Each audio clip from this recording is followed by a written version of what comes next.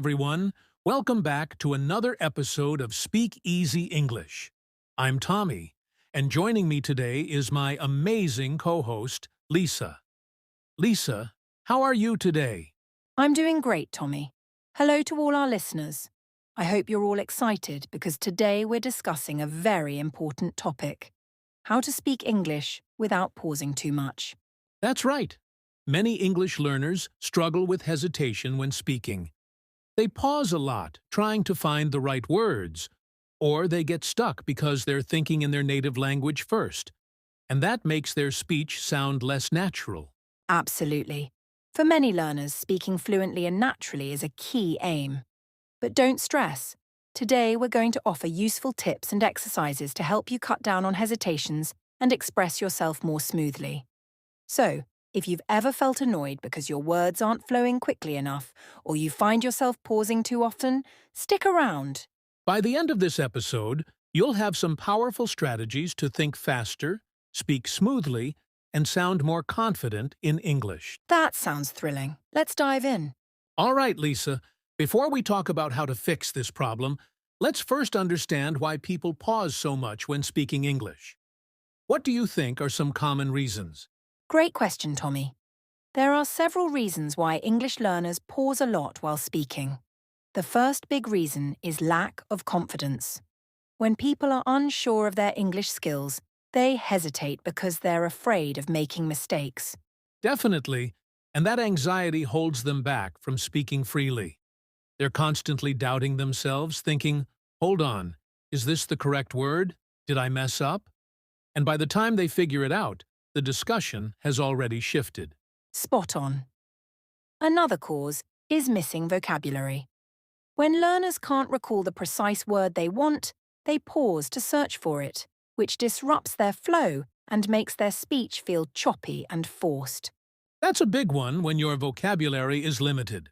Your brain has to work extra hard to find words, and that creates more pauses. This is why expanding your vocabulary is so important. We'll share tips on that soon. And let's not forget about overthinking. A lot of learners try to translate sentences from their native language into English while speaking. But English and other languages have different structures, so this slows them down and creates long pauses. Yes, overthinking is a major fluency killer. Instead of speaking naturally, learners are stuck in their heads trying to get every sentence perfect. But guess what? Fluency is not about perfection. It's about flow. That's such a good point. And finally, some pauses happen because of nervousness and pressure. When people feel nervous, especially in conversations with native speakers, they freeze and forget even the words they do know. Oh, I see this all the time. When people feel pressured, their brains don't work as fast. That's why confidence-building exercises are so important. And don't worry, we'll share some of those today. To summarize, the 4 biggest reasons people pause while speaking English are: 1. Lack of confidence. 2. Vocabulary gaps. 3. Overthinking and translating. 4. Nervousness under pressure. Exactly. And now that we understand the problem, it's time to fix it. Let's move on to the most exciting part: techniques to reduce pauses and speak fluently. Ready? Now that we know why people pause when speaking, let's talk about how to fix it. Lisa, what's the first technique to reduce pauses? One of the best techniques is thinking in English instead of translating. Many learners translate sentences in their heads before speaking, and that slows them down. Instead, they should try to think directly in English. That's a game changer. If you always translate from your native language, your brain has to do double the work. First forming the sentence in your language, then changing it to English. That takes time and creates pauses. Exactly. A great way to practice thinking in English is to describe what you see around you in simple English. For example, if you're walking outside, you can think, "The sun is shining, the weather is warm, I see a dog running." This trains your brain to process thoughts in English naturally. I love that. Another useful technique is using filler words. Now, I know some people think fillers are bad, but native speakers use them all the time to keep the conversation flowing. That's true. Filler words like, well, you know, actually. So, I mean, give your brain a second to think without creating an awkward silence instead of pausing completely. You can say, well, I think it's a good idea. Or, you know, I really like that movie. That's a great point. Here's another powerful technique. Shadowing. Have you heard of this, Lisa? Of course. Shadowing means listening to a native speaker and repeating what they say immediately, like an echo. It forces you to speak quickly and smoothly without pausing. Yes. You can do this with English podcasts, YouTube videos, or audiobooks. Just play a sentence, pause, and repeat it exactly the same way. Over time, your brain will get used to speaking without hesitation. That's such a good exercise. And here's one more tip. Don't aim for perfection. Many learners pause because they're afraid of making mistakes. But in real conversations, mistakes are okay. Absolutely. The goal is to communicate, not to be perfect. If you can't remember a word, try explaining it in a different way, instead of stopping completely. For example, if you forget the word refrigerator, you can say, the machine that keeps food cold. That's a great strategy. So, to recap, here are 4 techniques to reduce pauses. 1. Think in English, not your native language. 2. Use filler words to keep the flow. 3. Practice conversation anticipation. 4. Don't aim for perfection. Keep talking even if you make mistakes. Awesome tips. Now, let's go even deeper. Coming up next, we'll share how to train your brain for faster speech. Stay with us. All right, now that we know some techniques to reduce pauses, let's talk about how to train your brain to think and respond faster in English. Lisa, what's the first step? The first step is expanding your vocabulary and sentence patterns. If you don't have enough words or common phrases in your mind, your brain will struggle to find the right words, and that causes pauses. That's so true. And the best way to do this is by learning phrases instead of individual words. For example, instead of memorizing the word opinion, learn the full phrase, in my opinion. That way, when you need to share an opinion, the phrase comes out automatically. Exactly. And another great technique is active listening. The more you listen to English, the faster your brain will process words and sentence structures. Listen to podcasts, audiobooks, and conversations, and try to predict what the speaker will say next. I love that. And speaking of prediction, here's a fun exercise. Conversation anticipation. When you're listening to someone speak, try to guess their next word or phrase before they finish their sentence. This trains your brain to think ahead and respond quickly.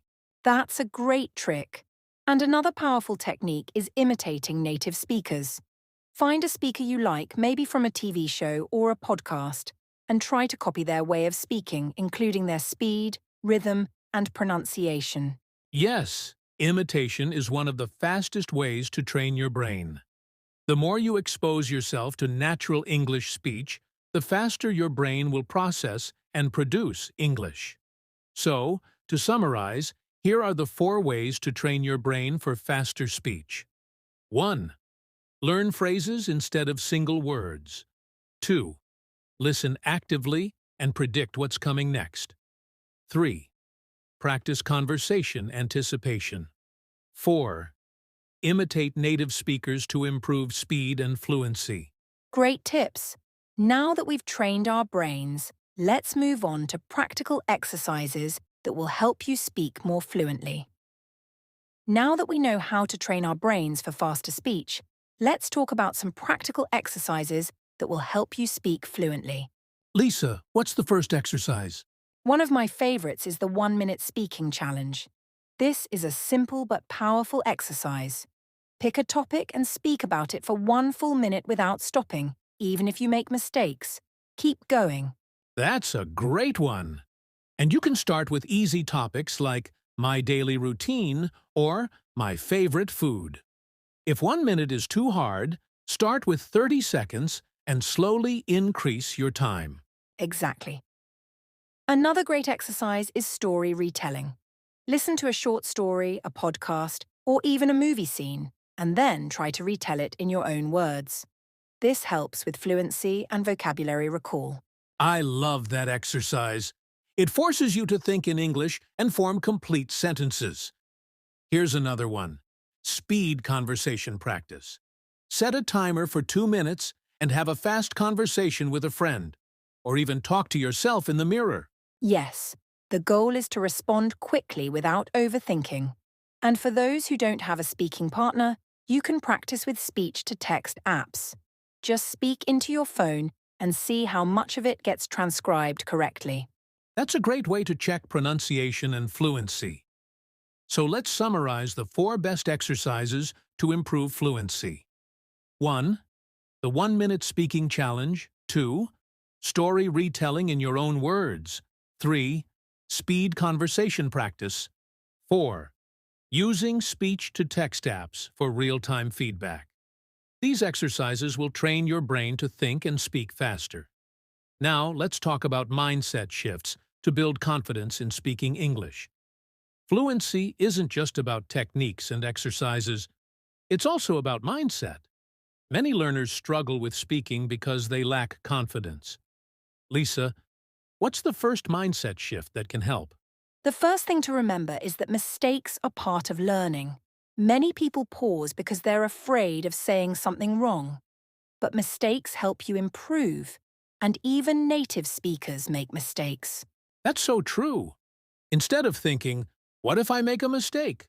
Try thinking, every mistake helps me learn. The key is to keep going, even if your sentence isn't perfect. Exactly. Another mindset shift is focus on communication, not perfection. The goal of speaking is to express ideas, not to sound like a textbook. If people understand you, you're already successful. Right. And here's one more tip. Speak with confidence, even if you're not 100% sure. If you hesitate or doubt yourself, people will notice. But if you speak with energy and a smile, people will focus on what you're saying, not your small mistakes. That's such good advice.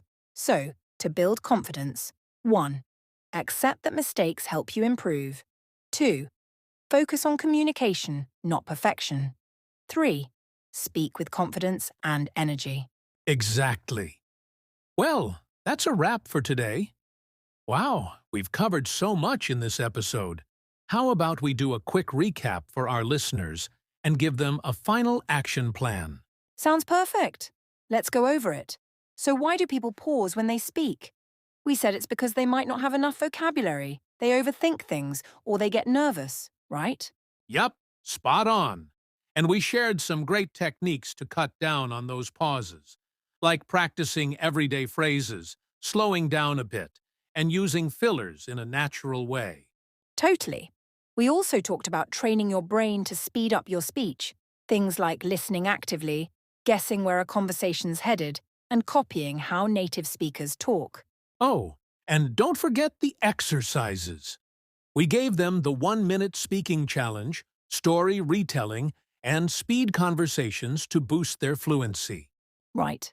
And we touched on mindset too, like how mistakes are part of learning, communication beats perfection every time, and confidence can really change the game. Love that. So, here's the challenge for our listeners. Pick one technique or exercise we mentioned and try it out this week. The more you practice, the smoother your English will get. Absolutely. Oh, and don't forget to subscribe to our channel for more fluency tips. Drop a comment below. Tell us, what's your biggest struggle when speaking English? We'd love to know. Thanks so much for tuning in, everyone. We'll catch you in the next episode. Bye for now. See you soon.